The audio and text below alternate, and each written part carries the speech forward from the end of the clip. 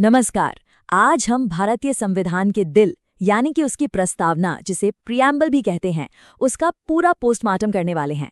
यकीन मानिए, इसके बाद चाहे यूपी पुलिस हो, एसएससी हो या रेलवे, प्रियम्बल से जुड़ा कोई भी सवाल आपसे बचकर नहीं जाएगा। तो चलिए अपने टॉपर वाले नोट्स बनाने के लिए एकदम तैयार हो जाइए। ठीक है, तो शुरू करते हैं। सबसे पहली और सबसे जरूरी बात, ये जो प्रस्तावना है ना, ये सिर्फ एक इंट्रोडक्शन या पहला पन्ना नहीं है। अरे, ये तो पूरे संविधान की आत्मा है, उसका दिल है। ये वो सार है, वो निचोड़ है जिस पर हमारी पूरी संवैधानिक इमारत खड़ी है। और देखिए, इसी बात को हमारे एक बहुत ही मशहूर कानून के जानकार N.A. पालकीवाला ने क्या खूब कहा था। उन्होंने प्रस्तावना को संविधान का परिचय पत्र यानी कि उसका आइडेंटिटी कार्ड बोला। ये जो कोट है ना, इसको अपने दिमाग में एकदम फिट कर लीजिए, क्योंकि ये सवाल सीधा सीधा एग्जाम में पूछ लिया जाता है। अच्छा, अब ये सवाल उठता है कि भाई ये प्रियम्बल का आइडिया आया कहाँ से।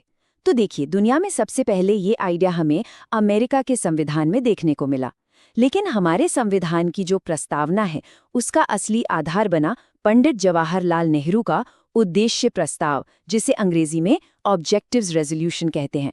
तो प्रेरणा दो जगह से मिली, है ना इंटरेस्टिंग। अब ये दो तारीखें ये तो बहुत ही जरूरी हैं। 13 दिसंबर 1946 को नेहरू जी ने ये प्रस्ताव पेश किया। अब इसे याद रखने की एक मजेदार ट्रिक बताता हूँ। 13 को हम क्या बोलते हैं? 13। तो बस ऐसे सोचिए कि नेहरू जी बता रहे थे कि 13 देश भविष्य में कैसा होगा। और फिर 22 जनवरी 1947 को हमारी संविधान सभा ने इसे अपना लिया। सिंपल। अब देखिए, इतनी बड़ी प्रस्तावना को समझने का सबसे आसान तरीका क्या है? हम इसे 4 पिलर्स यानी 4 स्तंभों में तोड़कर समझेंगे। अगर ये 4 बातें दिमाग में बैठ गईं, तो समझ लीजिए पूरा प्रियम्बल आपकी मुट्ठी में है। तो ये हैं वो 4 स्तंभ। पहला, हमारे संविधान को शक्ति मिलती कहाँ से है। दूसरा, हमारा भारत देश, इसका स्वभाव कैसा होगा। तीसरा, इस संविधान के लक्ष्य क्या क्या हैं। और चौथा, इसे अपनाया कब गया। चलिए अब एक एक करके इन चारों की गहराई में उतरते हैं। शुरुआत करते हैं शक्ति के स्रोत से। चलिए अब आते हैं दूसरे पिलर पर, यानी भारत की प्रकृति। प्रस्तावना में 5 ऐसे जादुई शब्द हैं जो बताते हैं कि हमारा देश असल में है कैसा। ये शब्द इसकी जान है। ये है वो 5 शब्द: सॉवरेन, सोशलिस्ट, सेक्युलर, डेमोक्रेटिक और रिपब्लिक। इनको याद रखने के लिए आप SSSDR का फॉर्मूला भी यूज कर सकते हैं। यही हमारे भारत की असली पहचान है। तो पहला शब्द है सॉवरेन, यानी संप्रभु। इसका सीधा सा मतलब है कि भारत अपने फैसले लेने के लिए पूरी तरह से आज़ाद है। चाहे अंदरूनी मामले हों या बाहरी, हम पर किसी दूसरे देश का कोई दबाव नहीं है। हम अपने बॉस खुद हैं। फिर आते हैं सोशलिस्ट और सेक्युलर, यानी समाजवादी और पंथ निरपेक्ष। एग्जाम अलर्ट, यहाँ पर पूरा ध्यान लगाइए। ये जो शब्द है ना, समाजवादी और पंथ निरपेक्ष, ये शुरू से प्रस्तावना में नहीं थे। इन्हें 1976 में 42वें संविधान संशोधन के जरिए जोड़ा गया था। ये सवाल इतनी बार पूछा गया है, इतनी बार कि आप सोच भी नहीं सकते। तो इसे भूलने की गलती बिल्कुल मत करना।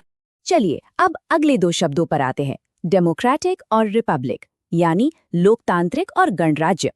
लोकतांत्रिक का मतलब तो हम सब जानते हैं, असली पावर जनता के हाथ में है। और गणराज्य, इसका मतलब है कि हमारे देश का जो मुखिया है, यानी हमारे राष्ट्रपति, वो चुने हुए होंगे, वंश के आधार पर नहीं। जैसे ब्रिटेन में राजा या रानी होते हैं ना, हमारे यहाँ वैसा सिस्टम नहीं है। तो अब तक हमने भारत की प्रकृति को समझ लिया। अब आते हैं तीसरे और बहुत ही अहम पिलर पर, संविधान के उद्देश्य। आखिर ये संविधान अपने नागरिकों को देना क्या चाहता है, क्या वादे करता है? सबसे पहला और बड़ा वादा है न्याय का, और वो भी 3 तरह का: सामाजिक, आर्थिक और राजनैतिक। मतलब जाति धर्म के नाम पर कोई भेदभाव नहीं होगा, अमीरी गरीबी का फर्क कम किया जाएगा और हर किसी को वोट देने जैसे राजनैतिक हक मिलेंगे। और हाँ, एक और एग्जाम वाला पॉइंट, न्याय का ये जो आइडिया है, ये हमने 1917 की रूसी क्रांति से लिया है। दूसरा और तीसरा वादा है स्वतंत्रता और समता का। मतलब हमें सोचने की, बोलने की, किसी भी धर्म को मानने की पूरी आज़ादी है। और समता का मतलब है कानून की नज़र में सब बराबर, सबको आगे बढ़ने के बराबर मौके। इन जबरदस्त आइडियाज की प्रेरणा हमें मिली है फ्रांस की क्रांति से। और चौथा उद्देश्य है बंधुत्व, यानी हम सब में भाईचारे की भावना हो। अब यहाँ एक और एग्जाम अलर्ट, इसी भाईचारे के साथ अखंडता, यानी इंटेग्रिटी शब्द को भी उसी 42वें संशोधन 1976 में जोड़ा गया था। तो कुल मिलाकर 3 शब्द जोड़े गए थे, सोशलिस्ट, सेक्युलर और इंटेग्रिटी। याद रहेगा ना? अच्छा, अब तक सब कुछ थियोरी जैसा लग रहा था, है ना? चलिए, अब कहानी में थोड़ा ड्रामा, थोड़ा एक्शन लाते हैं। अब हम देखेंगे प्रस्तावना को लेकर सुप्रीम कोर्ट में हुई जबरदस्त कानूनी लड़ाई। ये किसी बॉलीवुड कोर्टरूम ड्रामा से कम नहीं है। सालों तक कानून के गलियारों में सबसे बड़ा सवाल यही गूंजता रहा, क्या प्रस्तावना संविधान का हिस्सा है या नहीं?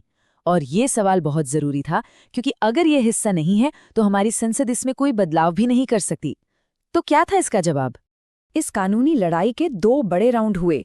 जैसा कि आप देख सकते हैं, पहले राउंड में जो बेरूबाड़ी केस था, सुप्रीम कोर्ट का फैसला था नहीं, प्रियम्बल हार गया।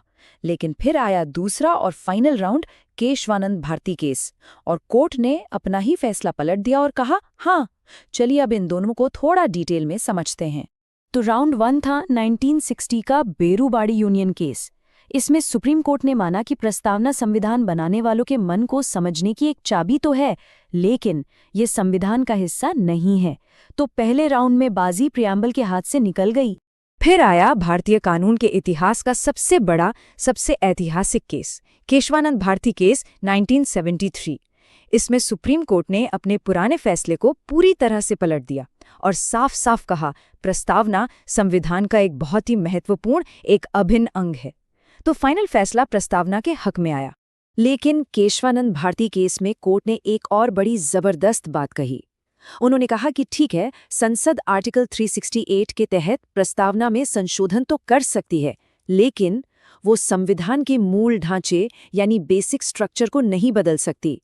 मतलब आप घर को रंग रोगन कर सकते हो, पर उसकी नींव को नहीं हिला सकते, प्रस्तावना की आत्मा को नहीं मार सकते। बहुत बढ़िया। तो अब तक हमने पूरा कॉन्सेप्ट समझ लिया है।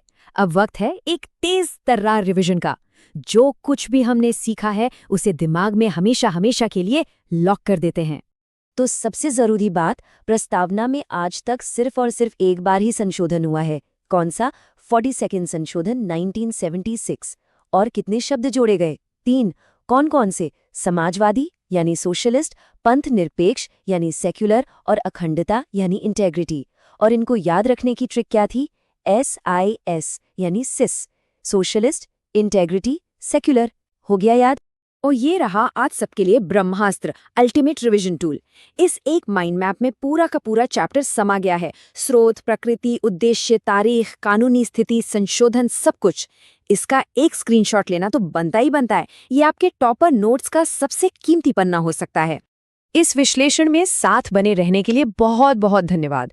उम्मीद है कि अब प्रस्तावना का हर एक कॉन्सेप्ट आपके दिमाग में एकदम क्रिस्टल क्लियर हो गया होगा।